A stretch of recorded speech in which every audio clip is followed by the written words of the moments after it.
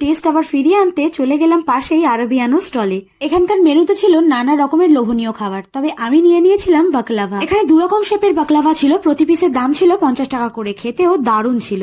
এরপর দেখলাম একটা স্টলের সামনে হঠাৎ করেই ভীষণ ভিড়, দেখে বুঝলাম আউট অ্যান্ড বিয়ন্ড এবং সোলফুল অ্যান্ড বিয়ন্ড এর স্টল। আর তারপর মেনু কার্ড দেখে অর্ডার করে ফেললাম গন্ধরাজ ফিশ ফ্রাই, দাম ছিল 165 টাকা। কিছুক্ষণ অপেক্ষা করার পর হাতে চলে এলো গন্ধরাজ ফিশ ফ্রাই, দাম অনুযায়ী সাইজ ঠিকই ছিল, আর এটা ছিল বাসা মাছ দিয়ে তৈরি। খেয়ে বুঝলাম গন্ধরাজের একটা হালকা ফ্লেভার আছে, আর ফিশ ফ্রাইটা মারাত্মক ভালো খেতে ছিল। এরপর খাওয়া শেষ করে ঘুরতে ঘুরতে দেখলাম খাবার ছাড়াও রয়েছে নানা রকমের স্টল।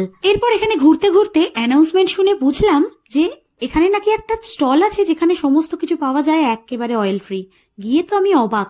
এছাড়াও পান মশলা, টফি থেকে শুরু করে পাওয়া যায় এখানে বিভিন্ন রকমের জিনিস। এরপর একটু কেনাকাটা করে চলে গেলাম পিঠে খেতে, মা লক্ষ্মী পিঠেতে, যেখানে তৈরি হচ্ছে একেবারে লাইভ পাটিসাপটা পিঠে। নারকেল এবং ক্ষীরের পুর ভরা আমাদের প্রিয় পাটিসাপটা ছাড়াও কিন্তু এখানে ছিল নানা রকমের ইউনিক পাটিসাপটা, যেমন ম্যাঙ্গো পাটিসাপটা, চকলেট পাটিসাপটা।